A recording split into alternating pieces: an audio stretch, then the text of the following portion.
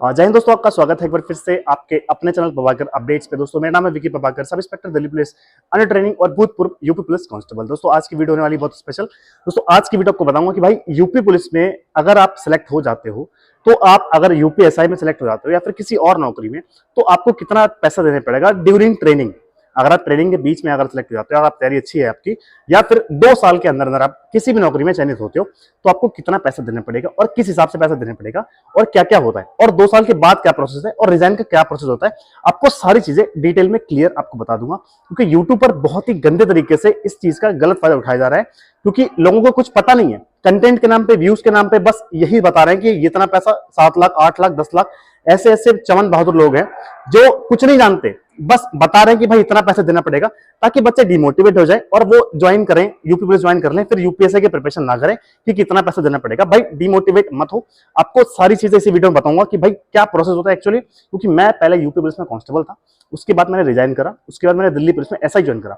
मेरा रिजाइन 2 साल के बाद, मतलब मेरी जो नौकरी थी वो 4-5 साल की हो गई थी, तो मुझे कितना पैसा देना पड़ा भाई वो सब चीजें बताऊंगा।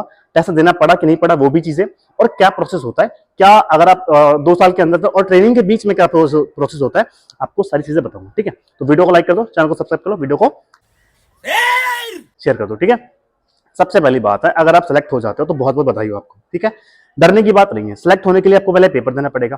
पेपर देने का प्रोसेस ये है कि अगर आपने एक सरकारी नौकरी ले ली है तो एक विभाग से दूसरे विभाग में जाने के लिए या फिर उसी विभाग में उच्चतम स्तर पर जाने के लिए आपको एक एप्लीकेशन देनी पड़ेगी कि आप इस पेपर को देने की इच्छा रखते हो।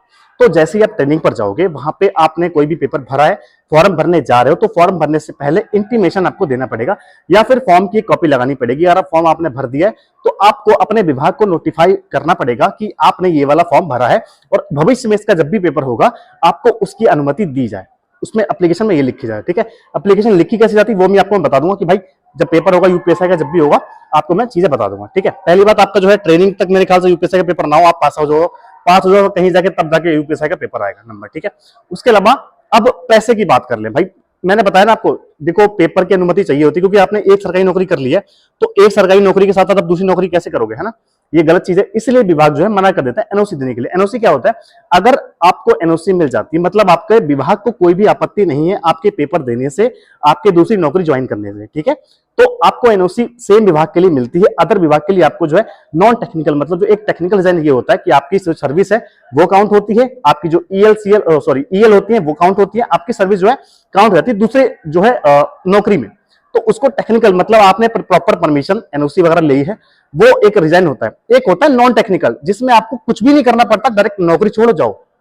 तो वो चीजें तब होती है जब आपको पैसे देने पड़ेंगे, जब आपके पास एनओसी परमिशन कुछ भी नहीं होगा और 2 साल का प्रोबेशन पीरियड होता है यूपी पुलिस का। तो 2 साल के भीतर भीतर आपको जो भी रिजाइन होगा वो नॉन टेक्निकल होगा, सिवाय इसके अगर आपके पास एनओसी है या नहीं है। अगर आपके पास एनओसी है तो वो रिजाइन टेक्निकल होगा, आपकी सर्विस जो है वो काउंट होगी। जो अदर विभाग में यूपी पुलिस में ही अगर यूपीएसआई बन जाते हो आप, तो यूपी पुलिस कांस्टेबल में आपको पैसा नहीं देना पड़ेगा रिजाइन करने के बाद। रिजाइन नहीं, वो कार्य मुक्ति नहीं होती आपकी, जो है सेवा जो है आपकी दूसरी जो है डिपार्टमेंट, दूसरी उच्चतम स्तर की जो पोस्ट होती है उस पर काउंट हो जाएगी, वही सेवा जो है आपकी जुड़ जाएगी। वहां पे जो आपकी ईएल मिलेंगी, जो आपकी छुट्टियां होंगी, वो आपकी सर्विस जो है वहां पे काउंट हो जाएगी। ठीक है, तो प्रोसेस मैंने बताया आपको भाई। सबसे पहले अनुमति जो है प्रपत्र जो है प्रार्थना पत्र देना पड़ेगा।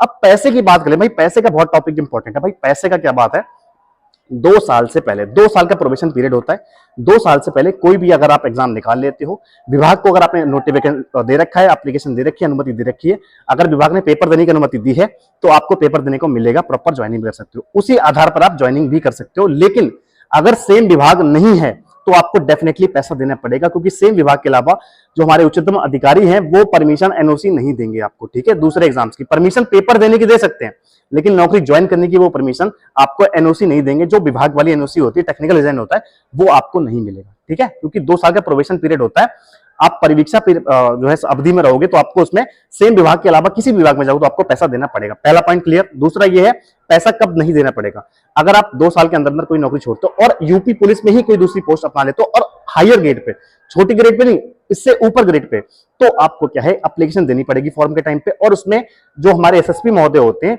उनसे अनुरोध करना पड़ेगा कि मुझे एनओसी जारी करने की कृपा करें, ताकि भविष्य में आने वाले समय में जब भी इसकी ज्वाइनिंग हो मैं ज्वाइन कर पाऊं।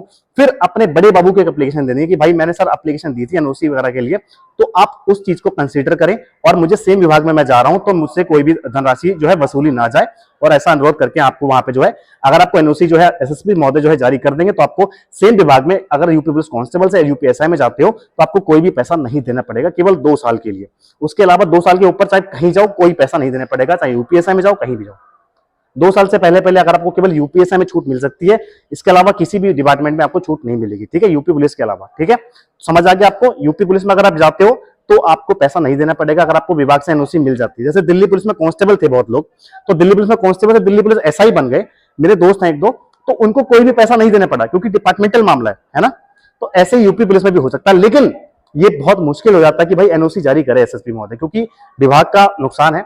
तो इस बार कई बार क्या होता है, वो एनओसी जारी नहीं करते। तो आपको यूपी पुलिस में कांस्टेबल में जितनी भी आपका सैलरी, बेसिक सैलरी मतलब 21,700 प्लस डीए आपको जो है जोड़ा जाएगा, फिर वो महीने जितने भी आपने लिए होंगे उस हिसाब से जो है काउंट करके आपको देना पड़ेगा, अगर आपके पास एनओसी जारी नहीं होती है। तो इतना बहुत बड़ा हाई फाई नहीं है।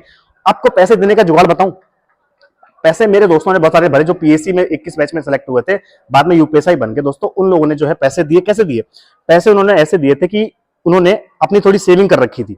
आपको हर महीने सैलरी का 10,000 रुपए बचाना है अगर आपको पैसे देने, क्योंकि देखो मैंने बताया पैसे देने के केस, ना देने के केस दोनों मैंने बता दिया, आपको समझ आ गया होगा, आई होप समझ में। कोई भी डाउट है मुझे कमेंट बॉक्स में पूछ लेना, ठीक है। पैसे 2 साल के अंदर अंदर आपको, अगर आपने कोई भी दूसरा डिपार्टमेंट जाता हो यूपी पुलिस के अलावा, तो आपको पैसे देने पड़ेंगे डेफिनेटली।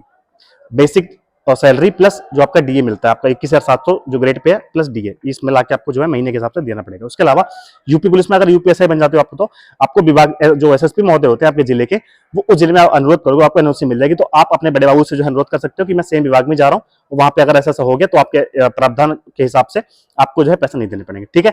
इसके अलावा दोस्तों पैसे का अगर बाई चांस देने का नंबर आ जाता है, तो आप क्या करो, जितनी भी आपको सैलरी मिलेगी उसमें कम से कम 10,000 रुपए आप सेविंग रखना। जैसे ही आपका जो है नंबर आएगा ज्वाइनिंग करने का, आप उठा के छोटा सा एक लोन ले लेना। छोटा सा लोन लेने का, आप जो सेविंग करते चल रहे हो 10 दिन का 10,000 रुपए, उतने उससे अंडर की एक किस्त बनवा लेना। जब तक आप ज्वाइनिंग करोगे 2 से 3 महीने बाद आपकी तनख्वाह आ जाएगी, आप आराम से उस चीज को पूरा भर दोगे, कोई भी दिक्कत नहीं होने वाली। ये बेसिक रूल है, मेरे दोस्तों ने किया था, उन्होंने कुछ सेविंग करके रखी थी, उसके बाद लोन ले लिया था, और उनके पास इतनी सेविंग थी कि वो 4 से 5 महीने की किस्तें दे पाए। आराम से उन्होंने 4 से 5 महीने की किस्तें दी, तब तक उनकी सैलरी आ गई उस साइड, आराम से फिर उनका चुकता रहा, ठीक है। ये तरीका हो सकता है, इसके अलावा कोई भी तरीका नहीं है। आपको कोई भी ये बहुत ज्यादा परेशान होने की आवश्यकता नहीं कि भाई पैसा पैसा, ऐसा कुछ नहीं है, ठीक है। 7-8 लाख बता दिए लोगों ने, ऐसा कुछ भी नहीं है। चीजें समझ आ गई आपको? आपको सबसे पहले डिपार्टमेंट को इंटीमेट करना पड़ेगा कि भाई बताना पड़ेगा हम ये वाला पेपर देंगे। यूपी पुलिस के अलावा कोई विभाग हो तो आपको पैसा देना पड़ेगा।